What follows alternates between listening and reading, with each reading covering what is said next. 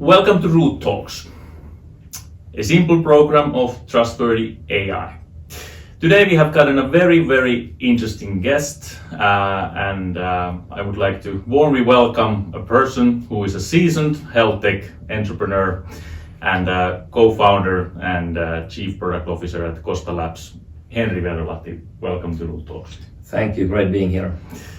Yeah, it's actually one of the most wanted and expected guests for us because you are really focusing on quality in the industry or working healthcare, and bringing AI to that industry is something that probably many companies are dreaming of, but it's, let's say, easier said than done, and really interesting to get down to the topics. But before we go to the actual root of the discussion, the actual beef, let's start with the calibration. As we know, every good evaluator needs to be calibrated. So let's calibrate this discussion from the early on. And as we all know, Sam Altman said that they know the path to AGI already today. They don't say exactly when it's happening, but if you just take this quote, they know the path, how truthful you think that quote would be if you would be the evaluator giving it a score from 0 to 1, as usually we give in root signals? Yeah, that's a really excellent question. There has been talk about AGI, I can't even recall for how many years, and having followed Sam for some time now, well, I would say also the tone of the voice has been also altering a bit. I think in the past weeks and months, I would say it has been maybe going a bit more towards the reasoning models and not so much AGI maybe in that speech at this very moment. But yeah, really hard to say, and it's all about the time span. But knowing the path there, I would say I would give maybe 0.3 at this point, without any kind of justification. But I would say that maybe even more relevant question is that how.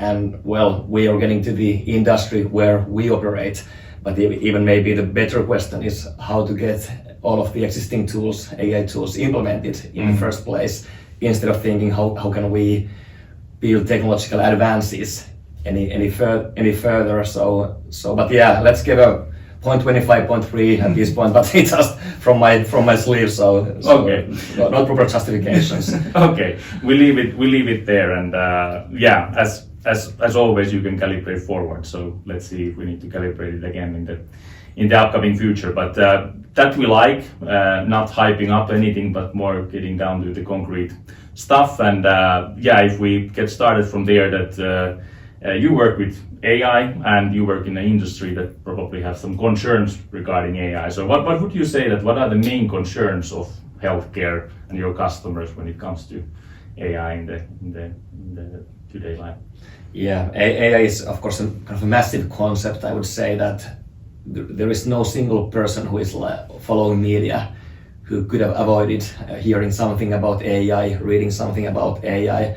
And the more you read, more the question marks you have. Of course, I think operating in quite regulated environment, working with doctors, nurses, care professionals. Of course, I guess that one of the key questions is that how can I be certain that I can trust this technology? So has this been validated in the clinical context well enough? Of course, the whole questions about the data privacy, how is that guaranteed? And ultimately, of course, I think many people actually have questions about how are these models trained in the first place, even though I would say that not many of the medical industry professionals actually really might not be so familiar about training language models, training AI models, but of course they seem to be actually really keen on understanding how some models have been built and validated. So yeah, I would say a lot of questions about the trust, including many of the elements, and then of course ultimately if I am to use this in my everyday life, how can I be certain that the output, what the machine, what the system, the platform is doing, that I can really trust that it's helping me? Because if I can't trust it, then it's not helping. Then it's adding work on top of my daily, quite hectic daily work. Yeah, absolutely. And I think that that is actually a very interesting phenomenon that we have been seeing a lot lately as well, that this is getting more and more mainstream in all industries. And one of the key signs, at least from my perspective, has been that people are more and more curious. They really want to understand how these things are developing, and it's good to hear that it's the same phenomena in the healthcare industry as well. But yeah, if we then get down a bit to the root, and you're coming from Gosta Labs. It's a startup company and a very interesting one. But before we even go to what Gosta Lab does, I think you have a very fascinating name. It kind of stopped me in the first place when I heard it maybe a year ago. But can you tell a story, if there is a story, where this name is all coming from? Well, as you know, that where all the best innovations in Finland originate from is the Finnish sauna. Okay. And that was also the kind of the starting point of how we ended up actually, well, naming Gosta Labs as Gosta. But a bit of the background, so Gosta as a word is actually, it's a Portuguese word, meaning same as gusta in Spanish. So to like about something or someone. And well, of course, what we do, we like to help healthcare professionals in doing their daily work a bit better, improving their quality of life in their daily work, maybe even boosting the efficiency of their daily work. But then at the same time, of course, coming from Finland, there are certain Göstas also, as we know, some that are quite well known as phenomenal lyrics, or kind of writing lyrics for songs, really language geniuses. And at the same time, from the get-go, we knew that we're going to be operating with kind of language models and in this space, so doing kind of language sciences, language-based processing. So kind of there the kind of linkage between the certain language geniuses from the Finnish heritage and history came connected to the actually quite nice language connotations of Portuguese language, and also having a bit typically these kind of letters like ä and ö that we have in Finnish are not so well building a company with a kind of international ambition. So we actually found quite nice grounding in there. So that's a bit how we came to the name. But of course, it all originated from the Finnish sauna, as all the best innovations originate from. Yeah, so whatever has come from this country ever is innovated in the sauna. So that can be taken as a side note. But really good name. I think it has even now after hearing this story, really good, let's say, bridge also to the topic, because we are talking about generative AI, large language models, and you are using those technologies to solve big issues in the healthcare sector. But can you kind of pitch in Gosta Labs in a couple of sentences? You can use as much time, of course, as you want. But if there is somebody who doesn't know Gosta Labs yet, how would you tell them what Gosta Labs is actually doing? Yeah, so of course, and how we founded Gosta Labs. Of course, with my co-founder Lauri, we had operated in the healthcare industry, in the health tech industry, for over a decade, and having witnessed and seen, well, a lot of problems to solve. So in the fall of 2023, we started to conduct user research, interviewing some of the contacts in Finland, in Europe, globally, from the different industries, from the healthcare providers to the patient organizations to the or even to the pharma industry. So I'm talking to a lot of people from the different parts of the industry.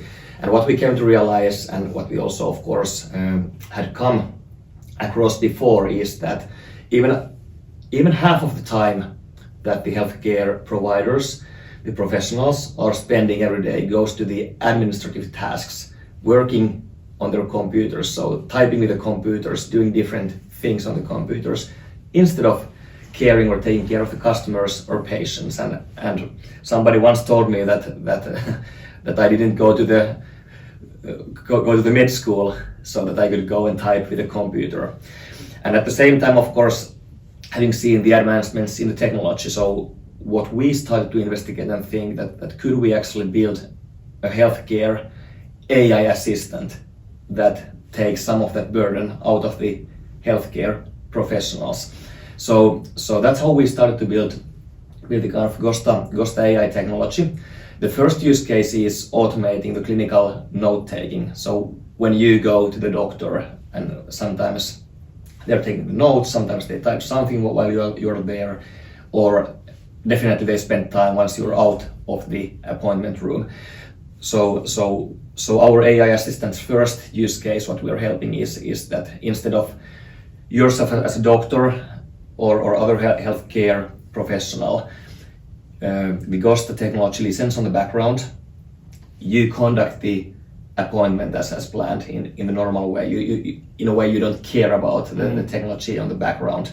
And once the patient is out, then the technology generates automatically the clinical note that you then, as the medical professional, review. You can modify it, and ultimately then you will store it in the electronic health record system. So through that, trying to reduce the time it takes of writing and typing the notes, and we have actually had quite or really a great start when it comes to the boosting the efficiency of that process. Yeah. Can you tell a bit even more detail? So how it concretely goes technology-wise? That what does the Gosta technology do there in very concrete fashion, in a sense? And have you already measured it? That how much time actually a doctor can save per visit or patient? Yeah. So of course there are different and many different language models and AI models on the background. Starting from the kind of almost real-time speech recognition that we are performing, and then ultimately how, based on that transcript that is generated, how we then operate that through the different AI models, so that ultimately, well, as a Finnish citizen or if you're living in any other country, there is typically certain structure how your medical files and history is documented. So if you go to here in Finland to Omakanta, for instance, what we ultimately do is convert the discussion to kind of to the same format or same formatted clinical note as you would see in Omakanta, trying to mimic the medical vocabulary, the writing styles of the medical professionals. So ultimately, what our software does is converts what we speak to hopefully almost ready-made clinical note. That, of course, then by the Finnish legislation, and I would say in many of the countries, there's legislation that still requires that AI or machines cannot make the clinical notes automatically. A human must be in the loop to approve it and then ultimately document it. But that is what our platform does. You asked about the time savings. We have been quantifying those numbers a bit. There is of course a bit of the kind of, let's say, differences about what kind of appointment there is. Let's say there might be a psychiatric patient, a lot of documentation happening where you can reduce even significant amounts of that time. We have been quantifying in some areas like rehabilitation, even 50 to 70% time savings in certain appointments. So of course we have just getting started. We are at the moment in the process of generating more and more data about and understanding this question better, but already listening to the customers, doing some first measurements, we are seeing there actually a significant opportunity to really streamline that process and really easing the work and time it takes. But as said, we are just getting started. So in the early phases of the development curve still today. Yeah. Okay. Makes sense. But this, what I have understood is that this is actually working and in some of the clinics and hospitals in Finland. We have 21 counties providing this well-being services in Finland, and I know from my background it's relatively hard to get in. First of all, yep. there is quite a lot of case you need to pass when it comes to quality and different other topics. But can you tell a bit more about that? I understood that I could even end up in a doctor where Gosta is already in use. Yeah, there are actually quite many healthcare providers already in Finland today who are using Gosta in their day-to-day work. There is actually first clinic in Switzerland who is in Swiss German, and actually we're just expanding to the French and Italian languages as those are kind of the requirement operating in Switzerland. But yeah, there are both in public and private sector clinics today already using the technology, co-developing the technology. So one of the there has been in the Finnish media quite some discussion about our collaboration with the Western Uusimaa Wellbeing Services County, with whom we actually initiated the development and collaboration around 1 year ago at this time. But since then we have been also expanding to quite many other partners and customers, and we're looking forward to continuing on this path, and at the same time looking how can we support clinics also in other European countries as we go forward. Yeah, because there has been quite many seminars I have participated, and of course there are some quite interesting implementations in Northern Europe, Northern America, regarding healthcare and AI combined solutions, but actually very few that are on production on this level, and I think you have done an excellent job there to actually get this far, and we are following you with the highest possible enthusiasm to see that how far this thing go. But if we then shift a bit more to the let's say trustworthy AI side of the things, and try to understand a bit that we can probably reveal the secrets that we are collaborating with Gosta Labs as root signals as well, but why evaluation of LLM outputs or evaluation of AI in the first place is important for you, but especially for the industry and the customers you're serving? Yeah. So in the first place, operating in the healthcare, and a bit how we started this episode, and about the question about the concerns. So of course,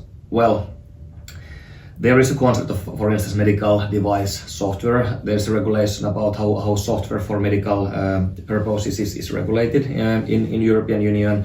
But I would say that it goes even beyond that. So our customers and in the hospitals, the healthcare organizations are really, before they implement something, they are really expected to see that what you have built is validated. It has been battle tested, and obviously, building cloud-based software and solutions for healthcare automated testing has been there for years.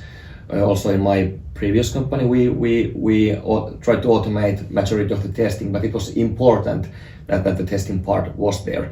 Now we think of the technology like language models or even large language models.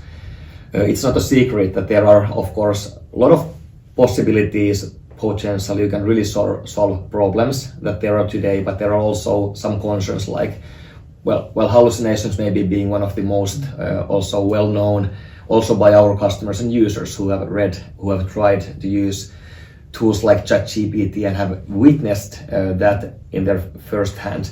So going back to the question, how can I really trust this platform, this product that is ultimately quite or really significantly based on technology that might have those kinds of problems, or you might be concerned about that. So as a developer, it's our task to really show that what we bring to the production is actually of the highest quality, that we have tackled some of those problems. So that's one part of why it's so important. Secondly, we are already today developing, I would say, over 15, maybe close to 20 different clinical note models. So we have been highly tailoring those to different kinds of medical specialties, different types of patient encounters, getting a lot of feedback day to day in, and trying to improve those models. So having, let's say, a human in the loop assessment, for instance, there is and would be super challenging or even impossible to keep up the speed of development, continuous improvements to our customers. So these are some elements why we actually believe that it's so critical and have the right evaluators in place.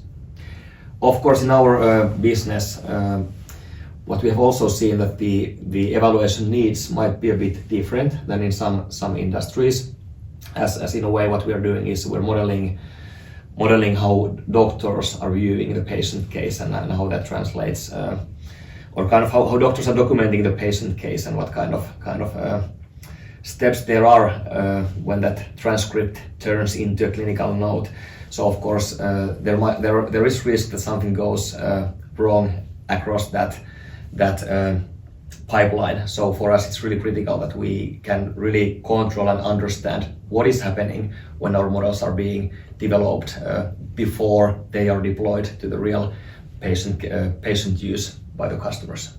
Yeah, very interesting. And I think that part of using software as a medical device, it's fascinating as such. I have actually heard that there is some legislation in North America now that requires that software is used in some medical processes, and we are quite far from that still in Europe. But I only think that regulation in some extent is good, and by doing things by the book actually can really ensure that we can keep the good quality of the things around us. But just to deep dive a bit to the software as a medical device and the evaluation space, that how you see these things connecting because I have heard from many of our customers that they say that software development has changed. It's no longer the test and put it to the production, but it's more like evaluate, test, and keep the evaluations alongside in the production as well. So the whole space has kind of changed with the new generative AI and large language models. But what is your take on this whole thing and how it relates to the software as a medical device team in a way? Yeah, and maybe to the listeners to quickly summarize if this medical device regulation might be a new concept. So within European Union we are regulating software for medical devices in a way in 4 categories.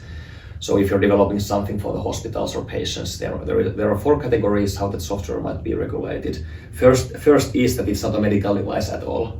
Second is it's class 1. It might be class 2A or class 2B, or it might be class 3. So in a way, if you end up to that medical device category, there are kind of 3 levels in a way, risk levels where you might end up.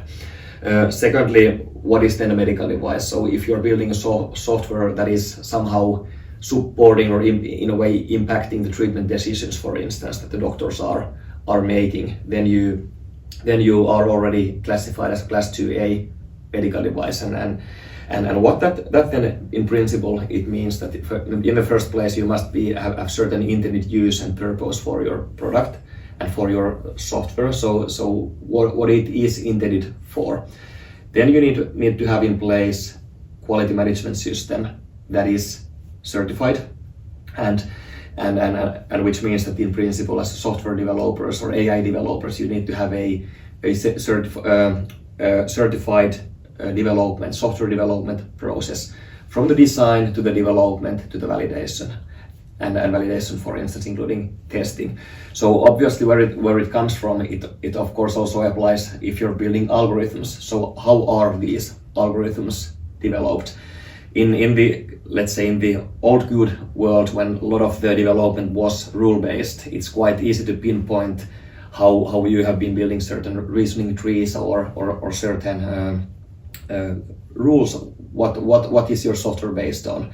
It's really easy for the auditors to understand the algorithms, even though you're a medical device, but you can actually quite easily document and explain how that was developed, how you're automatically testing those kind of rule-based algorithms. Now, of course, when we go to the world of language models, it gets a bit more tricky. So in the first place, how you are developing those and optimizing those models that you're using for certain medical purposes that would be supporting treatment decisions. So let's say I would be building a generative AI-based tool that is providing some treatment recommendations based on the European guidelines. That would be most likely at least class 2A classified medical device. So you would be required to demonstrate how you built that model in the first place, from the design to development, but ultimately also how you have tested and validated that it works for different use cases. And well, I guess there might be certain rule-based tests, but I would say that you don't get too far with those. So I truly believe, and of course this is still a relatively new concept of the whole evaluation and how to automatically test in a way the output of the language models or large language models. But ultimately, if you want to get classified as a medical device in the healthcare industry, and according to the medical device regulation of the European Union, you need to sort that out somehow. And there I believe that in order to do that at scale and properly, of course you can always add human testers there, but if you want to really build it in a scalable manner, I would say the evaluators are the only way to do that properly in the modern software development practice. Yeah, that makes a lot of sense, and it's a bit like almost I would say a hilarious view that there is AI doing a lot of stuff and then a lot of people testing it, and actually you lose a lot of the power right away there if you cannot automate that. Very cool. If we then take even one step deeper, because I know that there are quite many people in the audience who want to understand a bit the tech stack as well, and are developing things in different industries with large language models and different language models in general. How you have built your tech stack today, how it has maybe evolved, and how root signals has been taken as part of that whole thing as it is today. So when we started actually, and from the really early beginnings, our approach has been that we are quite also agnostic in terms of what model versions we are using and how we plug those in. So from the very beginning we have been using some open sourced models, we have been using some of those closed commercial models, and then really built kind of a task specific infrastructure that is underlying in our product. Actually most recently, and what we have also now the first production ready, actually self-developed healthcare specific language models trained with the Lumi computer based in Kajaani, Finland. So it's actually a combination of quite many different kinds of models, but I would say there's a lot of different kinds of or in a way smaller and bigger or larger task-specific models targeted to the different parts of what our product is doing, and then supporting the different pipelines that are kind of on the back end of our product. So not certain if I can go to the too many details, but on a higher level, this is how we're looking. But do you see a shift there happening more from the close to these own and smaller models, or is it more like a mix of all of it also in the future? Yeah, excellent question, and a bit going back to the original question about some of the concerns or questions coming from the industry, data privacy and kind of really understanding how the models are developed. So of course, if we have self-developed those, we can really answer all of the questions. We can really support and kind of ensure that all of these kind of highest standards of data privacy and model training are really met in the healthcare context. And typically when you optimize, you can go to the smaller models performing even at better levels than some larger models in some tasks. So then you get also the performance gains, which results in improved user experience of your users when they don't need to wait some processing for so long. So I would say that definitely going forward, we are going more and more towards finding ways of introducing self-developed models that can be then hosted and run under the different environments. But this has been the philosophy how we have been approaching the question of the model development. Yeah, sounds really fascinating and let's say, if not aligned, but let's say that there's a lot of movement on this space, at least. Absolutely, the recent weeks taken into account, especially. But then back to the root signals. How root signals evaluation is then integrated or happening in different stages of this pipeline, or with the different parts of your application? Yeah, actually, sorry, I forgot to comment. No. Comment on that. But yeah, so today we're using root signals as part of the model development. That is, in a way, and model iteration is also part of the development. So when we are introducing new clinical node model, for instance, so we need to perform certain tests and automated tests. For instance, are there hallucinations? How concisely written is the node? Certain custom evaluators coming. So root signals is integrated into that those internal development tools that we have for creating and developing and these new models for clinical nodes. But then also ultimately, once we start getting a lot of feedback coming in based on the real world use, then of course we need to iterate a new model version and compare to what we have today, for instance. So are we improving certain levels and those metrics when we do changes to the models, when we might be even rebuilding the whole model. So we have the baseline and we need to and of course still today we are of course using human in the loop there quite a lot, but growingly also, and what I have also seen, having investigated and reviewed some of those models, it makes it significantly also easier if you can start seeing some signals, for instance, that something improves or decreases, so you can actually really deep dive and even pay more attention there. Okay, what is happening here? What might be causing something?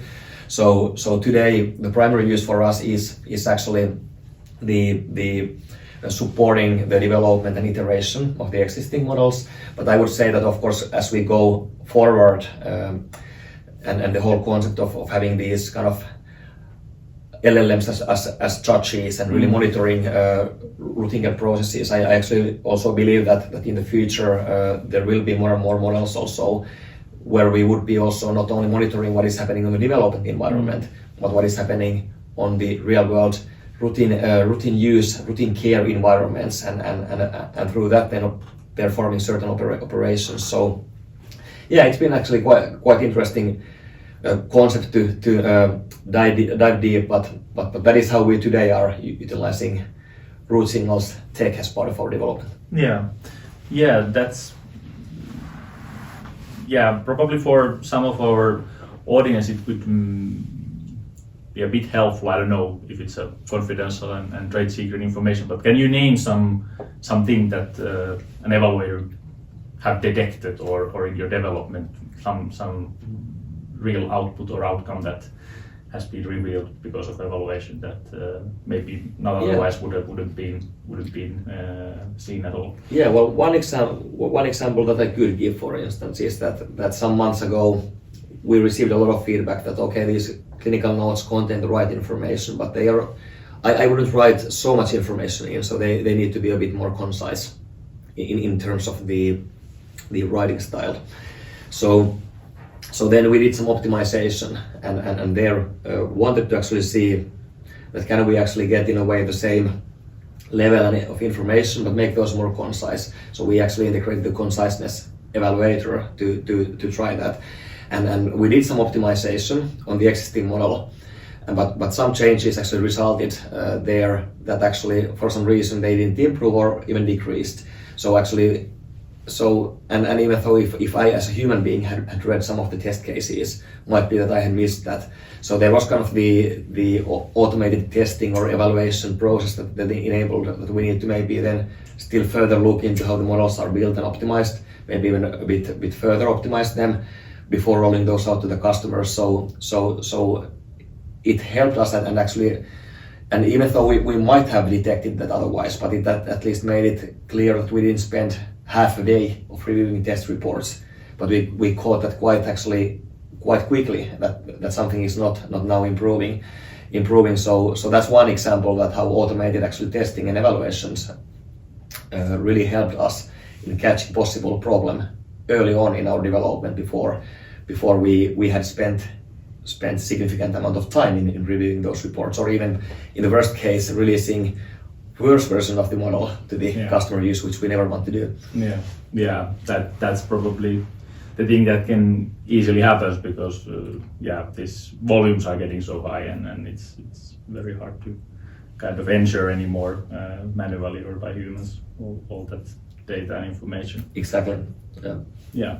But if we would then start to turn towards the end and summarize a bit the discussion, maybe as a last topic on this trustworthy AI, what is your vision? Of course, none of us probably can vision too much in this changing environment, but if you look at the healthcare industry and AI implemented as part of it, because that's probably more stable in one way as an industry alone, how you see the development of AI, development of trustworthy AI evaluations and let's say regulation or monitoring and observability requirements to develop in the next 3 to 5 years perspective, for example. How you see that the world will look 5 years from now, for example, if I go to the doctor, what I will experience there and how these things are connecting. Fantastic question.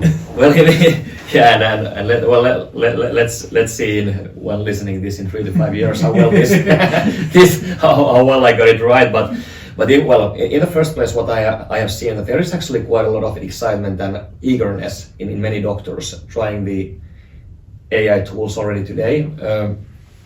If you have built those in the right way, which of course includes not only the development but also the validation part. That for me the validation in the medical device language equals evaluation actually in when it goes to the language models. But so I would say that and we might be in Europe and as you said in the United States and how the health systems are utilizing AI tools and language model-based tools, they might be a bit ahead. But I'm starting to see, and I'm quite optimistic that we are also getting to the same train within the European Union or European Economic Area and in many of the countries of Europe as we speak.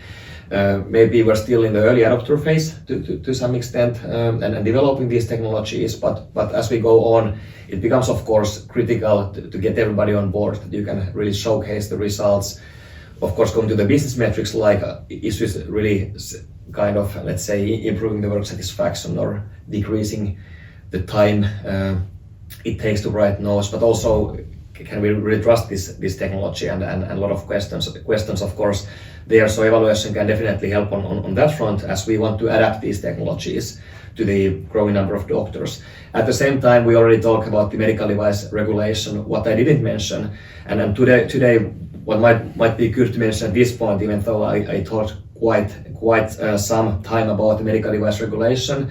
Our previous product that I was building, the Kaiku Health product, today part of Elekta, was actually Class 2A classified medical device. Actually, we integrated machine learning components there, so we know how to do it. But today, Gosta Labs is still classified as a non-medical device.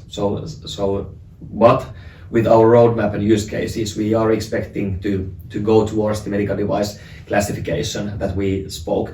But once you get classified as a medical device in Class 2 or higher, what it means is that you also enter another regulation, relatively new one in European Union, that is the European Union AI Act, which means that if you are Class 2A or higher classified medical device, you're also highly regulated or high risk AI system according to the definition, at least how it is written when this podcast episode is recorded. So, and there is of course medical device regulation, European Union AI Act are bringing a lot of, I would say, even maybe questions that the auditors today are thinking. How should we, when we are certifying these companies that are building medical devices, we're conducting audits, how should we really look into this? And I would say that there the evaluators will be an important tool. Of course, then one could ask how are the evaluators then validated to do that? But I believe that it will be a step-by-step process, and in 3 to 5 years' time, I'm quite certain that there are frameworks in place. And then maybe you will even track that at Root Signals, but there will be tools of actually supporting the MDR or AI Act requirements of the healthcare industry, while building then trust that then on the other hand eases the adoption of these technologies as we scale beyond the early adopters and first movers that we are today seeing even in Europe. And yeah, but it will be definitely an interesting ride. What kind of capabilities the tools will then have, I would expect that it will go beyond the documentation that is today the core use case in the United States. That is actually one of the first use cases that we are also seeing now, what Gosta Labs is solving in Europe, and what we are seeing as kind of really an important starting point. But I would expect that we will be getting to the point where actually these tools and platforms listening to the discussion in real time are capable of providing recommendations on the actions to take. We actually conducted our first scientific study last year at ASCO, that is the world's largest oncology conference, so conference for cancer care, where we actually evaluated with 2 oncologists from the old university hospital about the capabilities of large language models in providing guidance when they are connected to the existing American and European guidelines of lung cancer. And actually the results were quite interesting. I'm not spending, I know that we will be running out of time, not spending too much time on that, but if somebody is interested, I recommend reading those results, because they actually outline quite nicely where we were 1 year ago, and I believe that well, everything has developed ever since. So in 3 to 5 years' time, definitely this kind of, it's not only about supporting documentation, but it will be about supporting real-time decision-making, supporting the operations of the healthcare systems. At least I'm a big believer of that. Yeah, sounds really good. So we at Root Signals, we take care of the evaluation and the compliance part of the process, and then you can focus on the core problem. So when I go to the doctor can focus 20 minutes on me and not 10 minutes on the computer. So exactly. Let's aim for that. But thanks a lot. It was really good discussion. But as a final question, we have a bit of a quote from Shakespeare. So I believe Shakespeare once said, without knowing anything about AI, that love all, trust the few, and don't harm no one or none. But should we trust AI? What is your take on that? I would say that we should trust AI with a caveat that when it's built and monitored in the right way. So and especially in the healthcare, we are living in quite complex world, solving quite complex problems and building quite complex models. So there should be somebody or something monitoring that, and there I believe that evaluators will be kind of an integral part of that going forward. Yeah, thanks a lot, Henri. It was a pleasure to have you. Hey, nice being here. That was the Root Talks episode today. Bye.